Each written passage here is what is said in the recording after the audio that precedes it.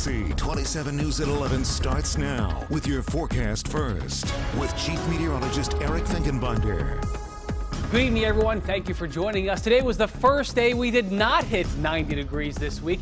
We did make it to 87, though. A very warm and a very muggy night. That is certainly not changing for us. There will be some clouds that move in first thing tomorrow morning, but it's not going to be a totally overcast day. We will have enough sunshine that we will be once again warming into the upper 80s, almost a carbon copy of what we saw today with just a stray shower or storm. The big story is the fact that we do get a break from the 90-degree heat. Could we see any rain this weekend? I'll talk about it coming up.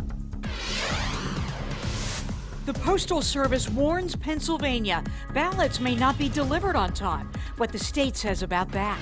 Two major crashes on Interstate 81. What PennDOT is doing about it. And the PIAA wants the governor to make a major decision. He says, nope, it's up to you. Now, live from your local news source, this is ABC 27 News at 11. Good evening, I'm Alicia Richards. Thanks so much for being with us. PennDOT is investigating a stretch of I-81 that has seen crash after crash on rainy days. And these are not just fender benders. Sarah Gisriel joins us live with tonight's top story. Sarah. Yeah, Alicia, Interstate 81 has never been the darling of most drivers, but in Granville and Lebanon County, a little beyond the 82nd mile marker, it's downright devilish. Two serious multi-vehicle accidents have happened this summer, one of which took a man's life. PennDOT doing a study, but not the kind where you hit the books, rather the road. We're looking at 81 from probably the Linglestown-Paxtonia exit up to the split with 78 and probably a little bit north of there. Within that range, two major crashes. The first July 8th after a downpour, a series of 5 crashes ensnared at least 15 tractor trailers and shut down the interstate for hours. A man died as a result. Even with COVID, that is a huge route for truck traffic and for interstate traffic because, you know, it's New York all the way south. The second happened almost exactly a month later. PennDOT reported several injuries after 3 tractor trailers overturned and 6 total had to be hauled away. Same scenario, heavy rain, multiple crashes. Locals told us it's common. It happens every time it rains. The road turns into like a sheet of ice. It's that smooth. What you have to do when you look at that is, what was the cause of the very first crash? Was that a weather-related crash when the storms came through? But then what caused the secondary crash? Rain and driver behavior might be factors on the surface, but PennDOT study will dig deeper and determine if they should make engineering changes to the road itself or lower speed. What you can change now, no matter the condition, give tractor trailers room. It takes a football field for them to be able to stop pretty much, and that really is the truth. And then if you add bad weather into it, it's going to take them even longer to slow down. Now, PennDOT actually already had this area on its radar to research before these crashes even happen. Now it's even more important. The study is still in the planning stages, but is one of PennDOT's priorities. Alicia? All right, Sarah, thanks so much. New tonight, the U.S. Postal Service has a warning about Pennsylvania's mail-in ballots. They claim they may not be delivered on time to be counted. The U.S. government blames the state, saying Pennsylvania's deadline is too tight. This is according to the Philly Inquirer. Now, the state is asking the state Supreme Court to allow ballots to be counted up to 3 days after the November election. And this comes in the middle of a pandemic as more people want to vote by mail. In fact, the president and the first lady have both applied for mail-in ballots in Florida. But the president says they lead to fraud. The courts are asking the administration to prove that. Caitlin Collins has more. President Donald Trump blatantly admitting today that he's opposing funding for the Postal Service in order to block expanded voting by mail. If we don't make a deal, that means they don't get the money. That means they can't have universal mail-in voting. Out loud and on national television, the president told Fox Business that one reason talks with Democrats on new coronavirus funding have collapsed is because Democrats want more money for the post office, which he thinks will lead to more mail-in ballots. They want $25 billion for the post office. Now, they need that money in order to have the post office work so it can take all of these millions and millions of ballots. But if they don't get those 2 items, that means you can't have universal mail-in voting because they're not equipped to have it. Even for a president who has railed against voting by mail for months, it was a stunning admission. First I've been with Senator. The Biden campaign responded by calling Trump's comments, quote, an assault on democracy. Pure Trump. Okay, guys, let's go. Let's go. Come on. He doesn't want an election. The move puts President Trump in direct conflict with Democrats, who say they will not accept a bill without Postal Service funding. The president is afraid of the American people. He's been afraid for a while. He knows that on the legit, it'd be hard for him to win. So he wants to put obstacles of participation. The president's attacks today didn't stop with the post office. He also took aim at the man he put in charge of the FBI when he was asked if Chris Wray should step down. I wish he was more forthcoming. He certainly hasn't been. He was chosen by a certain person, and I said, go ahead, put whoever you want. Trump also issued a thinly veiled warning to his attorney general over the Justice Department's investigation of the Russia probe, which some of the president's allies are hoping could deliver a last-minute boost before the election. Bill Barr has a chance to be the greatest of all time, but if he wants to be politically correct, he'll be just another guy.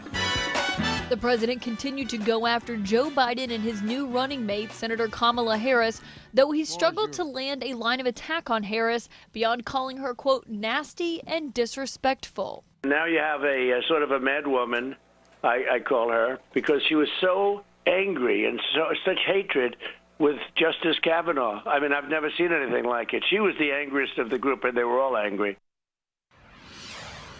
New at 11, the NCAA called off fall championship events, a move that does not affect major college football, and that is because not enough schools will be competing in sports such as men's and women's soccer and women's volleyball during this first semester. NCAA president made the announcement in a video posted on Twitter, but it has been clear this is coming as conferences canceled fall sports seasons because of the pandemic. Joe Biden is calling for a nationwide mask mandate, citing health experts' predictions that it could save 40,000 lives over the next 3 months. He and Kamala Harris said that today after being briefed by public health and economic experts. The pandemic has now caused the deaths of at least 166,000 Americans and plunged the global economy into the worst economic recession since World War II. In Pennsylvania, the state reported 991 more cases today, bringing the total to over 122,000. The death toll is more than 7,400, with 24 more announced today. Pennsylvania is addressing racial disparities that are being heightened by the pandemic. The Wolf administration has formed a task force to address a lack of affordable housing, criminal justice reform, a lack of nutritious food, and quality of education. And they live in neighborhoods that are much less likely to have access to proximate health care and any number of other issues. And the COVID epidemic has been a great amplifier of inequality, and that's what we've seen across the board. The goal is to implement dozens of policy changes. Pennsylvania is entering a contract with the charity Feeding Pennsylvania to provide fresh local food to residents in need during the pandemic. The Ag Secretary made the announcement today during his visit to Souders Eggs in Lancaster County. He said the $10 million contract will make sure the extra food from farms goes to charitable organizations instead of in the trash. It should be unacceptable to any of us as Pennsylvanians to have this amazing agricultural industry, at the same time this dichotomy of 2 million people who can't feed themselves and need access to food. The funding for the contract is coming from the Federal CARES Act. For the first time since March, fewer than 1 million Americans filed for unemployment for the first time. Experts believe this means more people are returning to work, but the number of people filing at least 2 weeks in a row is still high at more than 15 million. New tonight, the Justice Department says Yale University discriminates against Asians and whites. This follows a 2-year investigation prompted by Asian American groups. Federal investigators accuse the Ivy League school of excluding whites and Asians that are qualified. The DOJ is now demanding the school stop using race in its admission standards. Yale says the allegation is hasty and meritless. Pennsylvania's Attorney General is suing a former Lancaster County funeral director, and the district attorney is charging him with abusing corpses. Andrew Scheid is accused of mishandling bodies at his funeral home in Manor Township. Prosecutors say this happened between December and January of this year. Investigators also believe Scheid did not perform services families paid for. Continuing coverage of a controversial sentence for a serial thief in York County. After 7 theft convictions, the judge gave him a choice: wear a sign publicly admitting what you did or go back to prison, and he chose to wear the sign. Many of his supporters then said the motivation in the sentence was racist, so the judge will re-sentence Darrell Scales. We do not know what his new punishment will be. And coming up tonight, why do populations of convicted sex offenders congregate in similar areas? That's what one local community activist wants to know. And good evening, Gettysburg. You're watching ABC27, your local news source. Baltimore Gas and Electric says its equipment was operating safely before the deadly gas explosion that leveled 3 homes. 2 people died and 7 others were sent to the hospital. The utility company says its gas mains, service pipes, and meters are not to blame. So still no answers. The investigation continues. Convicted sex offenders tend to congregate in low-income neighborhoods, and community activists want that to change. An online map by Family Watchdog shows you just how close any offenders may be to your home. It's a key tool for parents. Community activists say it is also highlighting a bigger problem. There's a large population of pedophiles and people with sexual offenses in my area. It's almost saturated. That's kind of extreme to have such a large saturation in a predominantly minority area and not the same population across the river. And it's something that I think we need to take a strong look at. Victim advocates say offenders are often clustered near halfway houses or transitional homes and in neighborhoods where it is less expensive to live because, as a convicted sex offender, it is next to impossible to find a job. Again, you can find that map at familywatchdog.us. And still ahead tonight, evacuations in California because of another massive wildfire, just as a heat wave is headed their way. President Trump says Israel and the United Arab Emirates have agreed to full normalization of relations. The president announced the diplomatic agreement today. As part of it, Israel will suspend its annexation of occupied West Bank territory. The president says both countries will also work together on tourism, education, health care, and trade. President Trump says he will end the payroll tax if he is reelected. His press secretary later said that's not what he meant, but Trump discussed how that would be better for business and would create jobs. The payroll tax funds Social Security. President Trump said economic growth would replace that. The Trump administration has rolled back regulations designed to limit greenhouse gas emissions. The head of the EPA sealed the deal today in Pittsburgh. Those companies are no longer required to fix methane leaks coming from equipment installed after 2015. Methane is a major contributor to climate change. The administration says this will strengthen our energy companies. These rules are representative of a much larger effort to help domestic companies produce energy here in this country and not import energy from overseas. Pittsburgh is home to the headquarters of many companies exploring Marcellus Shale for natural gas. The Trump administration wants to revoke the requirement that reduces water flow in shower heads. The president said at the White House last month that shower heads don't put out as much water as they used to. And that has been true since the 90s, when a federal law restricted shower heads from producing more than 2.5 gallons of water a minute. That is in order to conserve water. Evacuations in California as a wildfire rages out of control north of Los Angeles. ABC's Will Carr reports on the lake fire. Tonight, the lake fire is threatening communities north of Los Angeles. The fire is out of control after exploding Wednesday. The smoke cloud that this has created is absolutely enormous. Going from a spark to more than 10,000 acres in less than 3 hours. Hundreds of firefighters are on the front lines battling steep terrain to save communities. Racing to get out, Randy Miller grabbed his cats and left. I got in the car. It was so hot from the flames being around me, I thought I was going to blow tires. Miller's home is okay, but Kenny Reynolds is not as fortunate. It looked like the fire department was trying to do some home protection, but it did not look good. It did not have a chance. The neighbor's house was already engulfed when I left. Helicopters are sweeping in, making crucial nighttime water drops. Our station KABC capturing this fire whirl on a hillside, a tornado of flames. The fire spurting in a rural part of LA County that hasn't seen fire activity since the late 60s. I was surprised this morning that we did lose several structures. Firefighters now forced to battle extreme fires while also dealing with the COVID-19 pandemic, including the Orange County Fire Authority. While preparing for a bad fire season, Fire Chief Brian Thinnessy telling me crews are now required to carry 3 days worth of PPE into the field. When they get to a camp, they're being handed food. There's no more chow line. We don't sleep in sleeping trailers.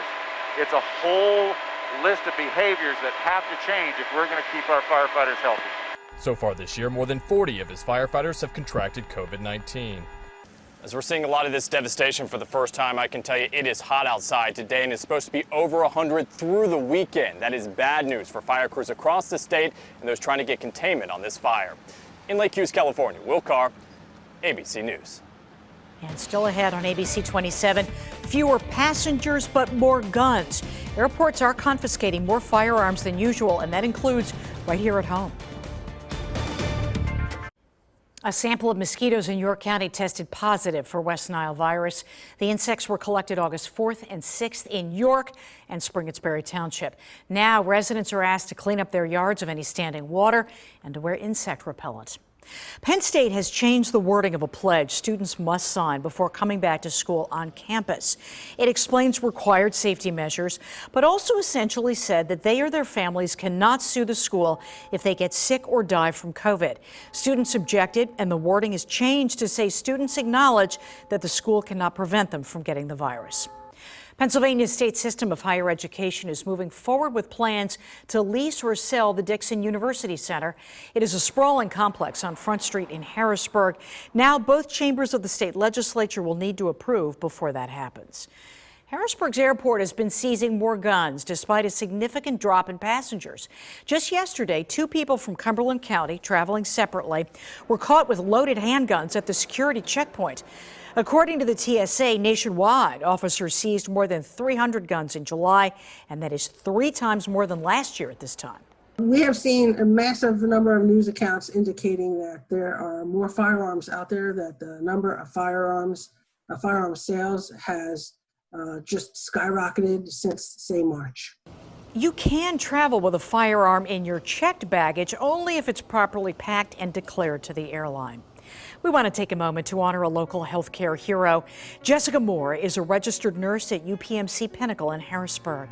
If you have someone you'd like to honor, go to our website, abc27.com, and look under the Community tab for honoring healthcare heroes.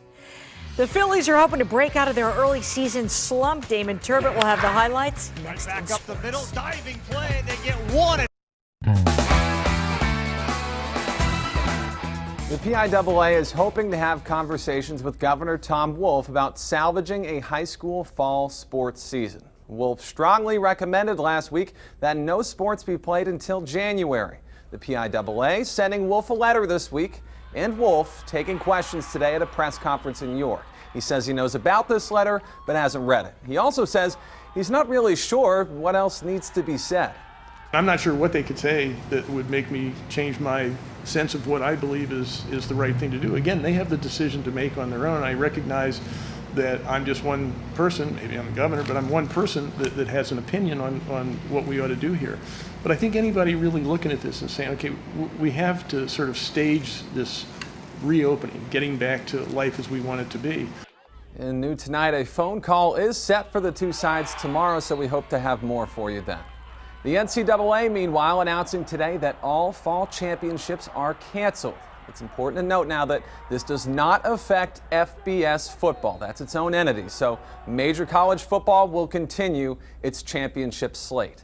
NCAA President Mark Emmert saying, though, that there aren't enough schools competing in major sports this fall to hold any championships. He did add they're still looking into the possibility of moving the championships to the winter or the spring if schedules will allow it. Tough only begins to describe the Phillies season so far. First, you had all the postponements because of COVID. Now, loss after loss. The Phils have the second worst winning percentage in the NL behind the Pirates, and they're trying to avoid a sweep against the Baltimore Orioles, who were supposed to be awful this year. Let's check out the highlights after a Bryce Harper double here. JT Realmuto at the dish in the fourth breaks a scoreless tie, homer to right center. He'd do it later in the game, actually, with Harper on base, so twice, yet it's still not enough. O's take the lead here in the fifth. The final is 11-4. Realmuto and Harper have accounted for 40% of the Phillies' RBIs this year. I think it's just such a short sample size. It's hard to get too frustrated right now. You know, if Harper and I go in a slump for the next week or two, we fully expect somebody in the lineup's going to pick us up. That's just kind of how baseball works. It's very rarely you get the whole team syncing together. I mean, where you'd be scoring 15 runs a game. So it's pretty standard that a few guys carry the team for a length of time. We just have to make sure that the other guys are doing their work and getting better, and we fully expect them that they will. Phillies will be taking on the Mets tomorrow. Now, to the team with the worst win percentage in the NL, the Pirates, getting in the win column, snapping a 3-game skid against the Cincinnati Reds. Good first inning, 2-run homer there. They score 7 more times in the second inning. Bucks win at 9-6. And the Nationals with a matinee against the Mets. Former Senator and now World Series MVP Stephen Strasburg in attendance in the stands, and this might be the first time in history he gets ejected out there on his day off. It might be the last time that one ever happens, too. You're going to see him out there giving a little tip of the cap, arguing some balls and strikes, said some words that I can't repeat on TV, but just trust me, he said them. The Nats are struggling this year, too, by the way. They lose 8-2. All right, that does it for sports. I'll send it back your way. I've never heard that before. Getting thrown out while you're sitting in the stands. Okay, Not sure what was being said. Well, we can only imagine. Indeed. For us, weather, you know, we're not looking at 90-degree heat tomorrow, so that's a bit of a change for us and perhaps a welcoming change. Still very humid tomorrow and through the weekend. There is a chance that Sunday could actually be rather cloudy with just a few showers. It doesn't look like it's going to be a rainy day. That's why we're only going for a high of 80. But if you need some refreshingly cooler weather, Tuesday and Wednesday of next week seem to be that, and any day of the next 7 days doesn't really seem to provide a lot of rain. So just water the plants and get ready for September. It'll be here before you know it. Looking like a treat next week. It's going to be nice. It certainly will. And by the time we get after next week, a lot more focus probably on the tropics. Thanks, Eric. Thank you so much for being here. Hope you have a wonderful night, and we hope to see you right back here tomorrow. Take care.